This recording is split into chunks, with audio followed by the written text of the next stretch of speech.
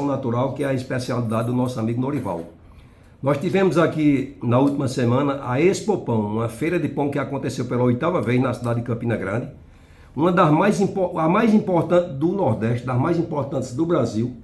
Tivemos empresários do sul do país, empresários do Brasil todo, uma feira de negócios onde foram negociados milhões, e nessa feira nós trouxemos alguns personagens internacionais. Na área de confeitaria, trouxemos as duas maiores da confeitaria nacional, pessoas que ganharam programas nacionais da área de fast food, padeiro, melhor padeiro do Brasil, melhor padeiro do mundo na Rússia, eleito um dos melhores padeiros do mundo na Rússia.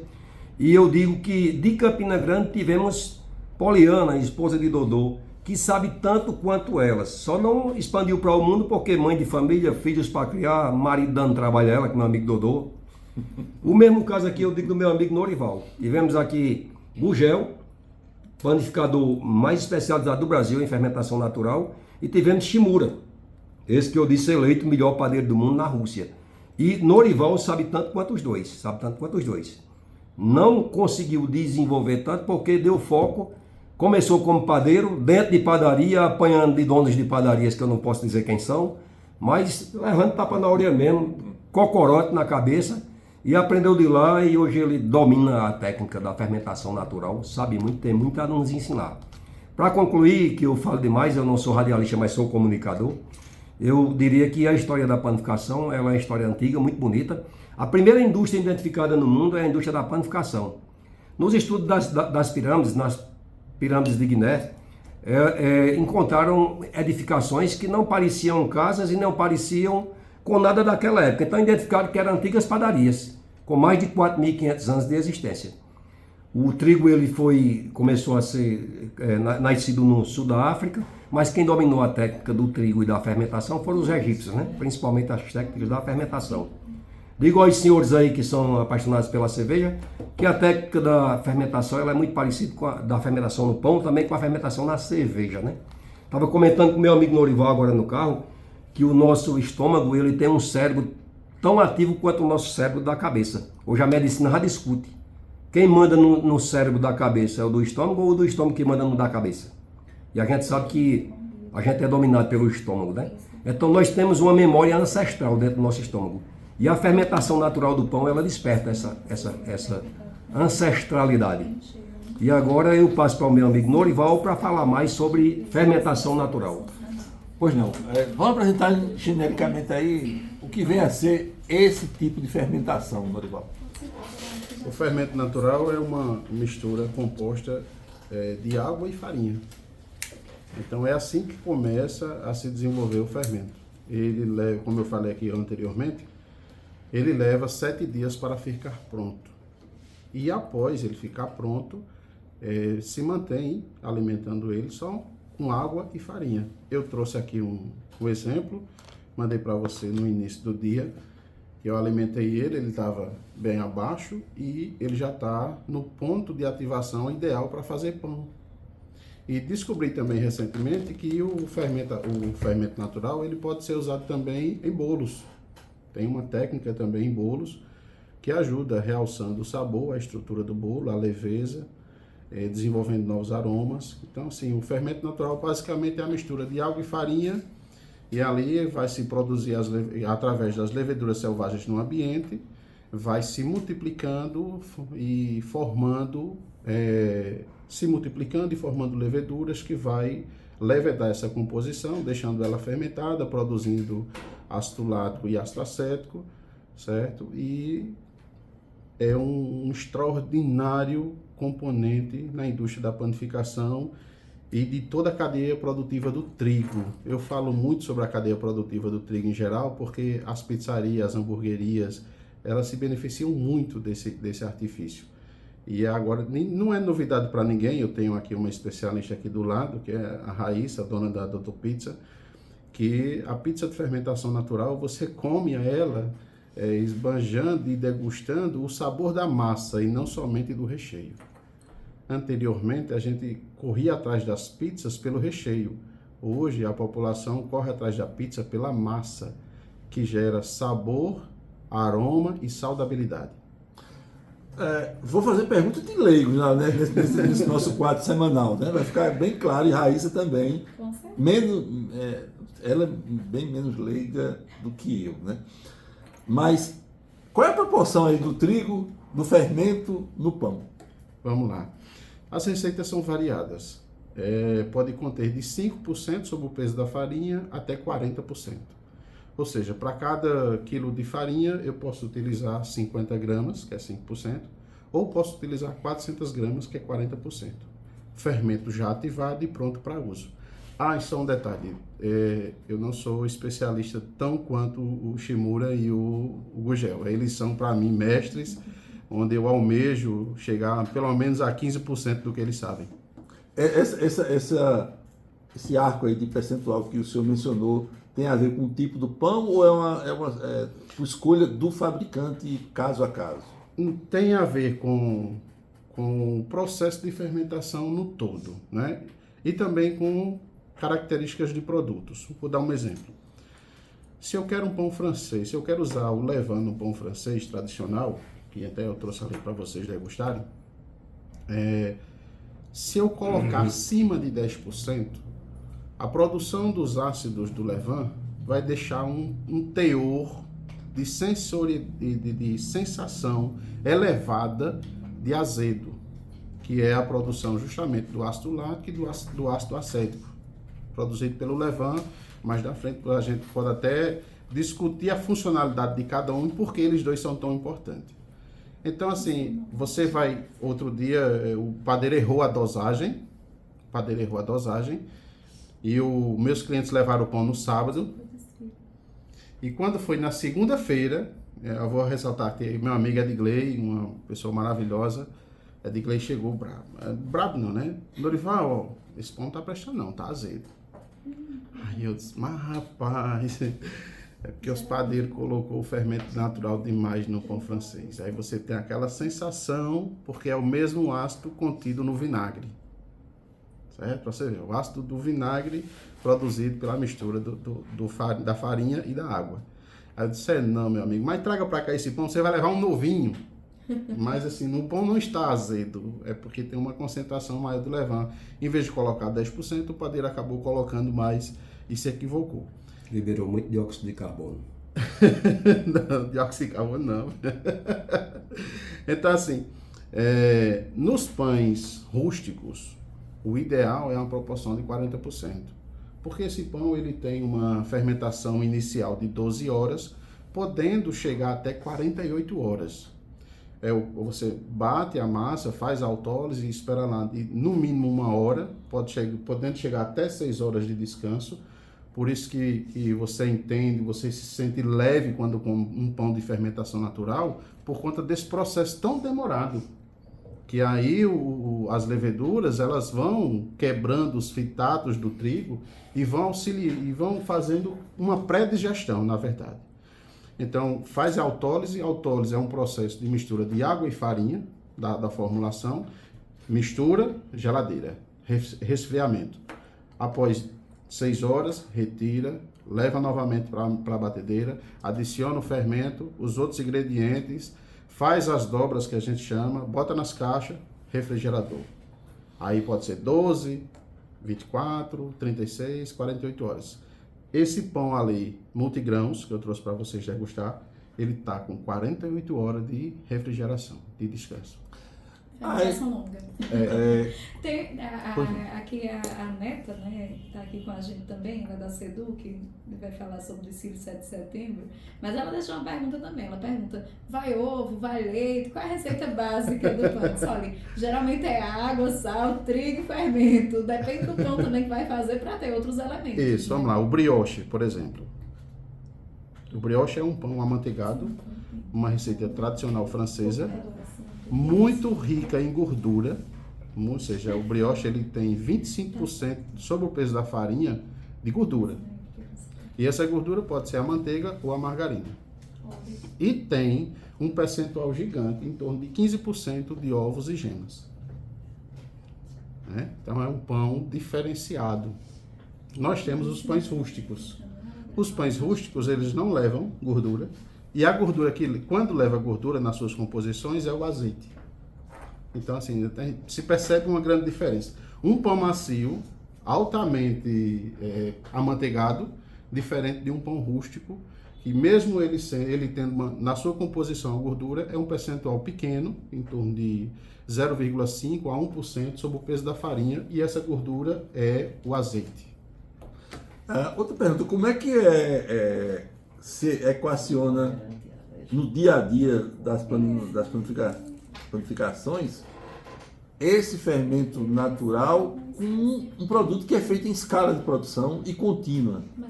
Esse é um desafio gigante que a indústria tem conseguido superar. Anteriormente eu falei para vocês, para os ouvintes, que a indústria não para e os pesquisadores também não. Então hoje já temos indústrias, como a Erix, por exemplo, é uma indústria alemã, que ela faz o fermento natural em larga escala, em grandes quantidades, desidrata esse fermento natural e traz para o industriário, para o panificador em forma de pó. A Puratos também faz isso. Então assim, já tem grandes indústrias, a pesquisa não para. Mas o panificador, a pessoa que quer dar ali aquele sabor regional, ele vai fazer o próprio fermento. E aí vai educar seus padeiros a exercer, a compreender primeiramente o processo e a exercer essa nova rotina, que em larga escala tem um certo grau de dificuldade, porque a fermentação natural, ela é uma fermentação de média para longa. E a gente, nessa correria do dia a dia, precisa-se de uma fermentação acelerada. Aí tem tecnologias e equipamentos que favorecem isso, como câmaras de fermentação, refrigeradores, onde se bate a massa com bastante antecedência e ela fica lá descansando. E você tem um pão rápido, quando você alinha a sua produção, rapidinho você consegue manter uma produção em larga escala com a qualidade e saudabilidade que essa maravilha proporciona. Tem aqui uma pergunta do Astrogil Pereira, está acompanhando a gente também, e ele pergunta por que tem padaria que não faz aquele pão francês bem crocante, como no tempo ainda dos avós. Ele diz que cada vez fica mais raro. É o tipo de farinha que é utilizado, que pode ser ter também essa variação? O que é que você diria aí? Você quer participar? Ele até citou aqui a farinha pré-mescla, né? Isso, vamos lá. Que não usam. Eu vou iniciar a resposta e meu amigo Vando para participar também, para mim não ficar falando sozinho. Meu amigo Astrogil, obrigado pela pergunta, excelente pergunta. Já vi que a parte de farinha Vando domina, né? Então... Domina. Não, aqui é uma enciclopédia ambulante. Meu amigo Astrogil, veja bem, tradicionalmente o nosso Nordeste ele teve uma escassez muito grande de saúde bucal. Então hoje está uma propagação maior e as pessoas conseguem tratar melhor da sua saúde bucal. Consequentemente, as pessoas reclamavam bastante do pão francês que era produzido segundo a literatura, casca grossa, miolo denso e macio. Isso é o que está na literatura. O que é que as pessoas reclamavam nas padarias? Eu fui comer o pão e cortei minha gengiva. Eu fui comer o pão e cortei meu lábio. Tinha aquela carência, aquela falta dessa saúde bucal, infelizmente, por conta dessa cultura. E também por gostar de um pão mais macio, mais molinho. A própria comunidade exigiu das padarias que tivesse um pão com mais características voltadas para o macio do que para o crocante. E aí eu vou deixar aqui meu amigo Vando complementar a resposta. Acaba sendo até uma questão de mercado mesmo, né? Porque a gente percebe. No fim das contas, tudo é uma questão de mercado, né? Então, o mercado industrial rápido ele vai prevalecer porque ele termina, você faz com menos dificuldade, então você acaba fazendo mais barato, né? Norival, quando disse que sabia menos que Gugel ou menos que Shimura, ele foi tão humilde quanto o fermento, que em pequeno percentual dentro da massa, mas acrescenta tanto, né?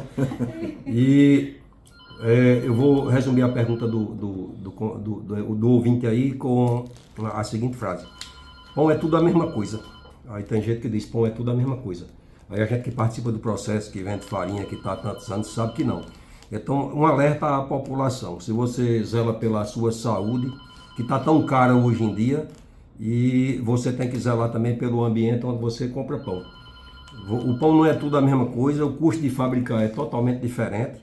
A gente começa pelos equipamentos utilizados, nós temos equipamentos arcaicos, equipamentos modernos. Um exemplo claro, os equipamentos antigos eles são à base de ferro fundido. Os equipamentos modernos eles são à base de inox. Se você for numa área hospitalar, tudo é inox. Então você está zelando pela sua saúde quando procura modernidade. Farinhas você tem de vários tipos. Eu tenho farinha, tem farinha no mercado de R$120 o saco e tem farinha de R$200 o saco. Se partir para aqui de Norival, vai ter farinha de R$500 o saco, R$700 o saco. Então muda tudo. Tem reforçador de farinha, aditivos na farinha, que você vai a partir de R$100, 20 quilos, e você vai ter de R$500, 20 quilos. Então tudo isso vai ter um cuidado. Quando você vai comprar... Só desculpa, Fábio. Tem reforçador de R$1.500, 20 quilos. Então, que tem a mesma quantidade por R$100. Isso. Se você tem reforçador, o reforçador é o condicionador de massas, ele é o melhorador de farinha, né? Então, assim, ele é um composto enzimático para ajudar no processo no desenvolvimento da fermentação e da estruturação como um todo da massa, certo? De qualquer pão, qualquer tipo de pão. Então, assim, o levain, ele já tem, na sua própria composição natural, um sistema que desenvolve um pouco esse reforçador. Então, os pães de fermentação natural não levam a esse composto enzimático. Então, esse composto enzimático que a gente chama de reforçador, de melhorador de farinha, tem pacotes com 20 quilos de R$100, R$130 e tem pacotes de 20 quilos que custam R$1.500. Então, eu sempre costumo afirmar para meus clientes e para todas as pessoas que uma coisa que não cabe na mesma embalagem é preço baixo e qualidade. Não tem como. Se você quer qualidade, se você quer saúde, você precisa compreender que vai pagar mais caro. Então temos hoje na cidade pães a partir de R$8 o quilo e muita gente vendendo na unidade. E a gente tem aí 3 pães por R$1. A gente não pode fazer cartel e não pode mandar em preço de ninguém. Mas a gente, como sindicato, pode orientar o custo mínimo disso aí. A gente pode orientar o custo mínimo. E digo ao consumidor, se você está comprando aí 3 pães por R$1, o custo de fazer pão de verdade, ele supera esse valor. Então alguma coisa de errado não está correto com esse pão muito barato. Desconfie sempre de um pão em relação peso-tamanho. Se um pão é muito grande e muito maneiro, também não tá correto não. Vai ter muita química nele que vai lhe prejudicar. E acho que até essas respostas de vocês respondeu já o nosso ouvinte aqui, Ginaldo Costa, porque ele disse, olha, o pão aqui em Campina Grande é muito diferente do pão da Europa, por exemplo. E aqui nós sempre ficamos com sensação de barriga estufada, lá a gente não sente isso. E seria mais a ver também com essa questão da própria qualidade do pão que vocês responderam agora há pouco, né? Eu vou começar e Norival termina. Eu falei do Egito Antigo, né? E o maior valorizador do pão na humanidade foi Jesus Cristo, né? Com a célebre frase, eu sou o pão da vida. Então havia uma valorização muito grande do pão, porque o pão era o alimento mais prático. Só quem comia pão puro naquela época era o muito rico. O pobre daquela época, da época medieval, da época de Jesus, o pão era misturado com tudo quanto era coisa que você possa pensar que desse para comer e não morrer. Exemplo, folhas de árvores, casca de madeira, pó de serra, se misturava a massa do pão para crescer e fazer volume. E hoje não é diferente não. Hoje se faz toda a mágica para ter um pão muito barato e ganhar dinheiro e acabar com a saúde do povo. Então alerto novamente para o cuidado. Mas tecnicamente Norival vai responder essa diferença do pão europeu e o pão brasileiro. Um minuto, então vamos lá, para a gente concluir, né? O tema é bom, né? É muito agradável. Falando sobre a precificação, antes de entrar bem rapidinho aqui, pessoal, nós temos uma lei no Brasil que foi instituída que é proibido a comercialização do pão na unidade, tá? O pão, ele é obrigatoriamente obrigado a vender no peso, tá? Então, veja bem, mínimo 50 gramas. O francês, o ideal do pão francês era ter pelo menos 50 gramas, tá bom? 50 gramas. Então, assim, sobre o tópico da diferença do pão brasileiro para o pão europeu. O europeu ele já tem por natureza e também por cultura, apreciação de produtos mais saborosos. Então, assim, por ele ter uma condição financeira melhor, ele não liga de pagar mais caro no que é bom, tá? Então, tradicionalmente, a ciabatta é o pão que se faz sanduíche na Europa. Né? E é um pão rústico, com hidratação de 100%, com casca grossa, bem crocante, diferente daqui, que a gente gosta muito do pão amanteigado, que é o brioche francês.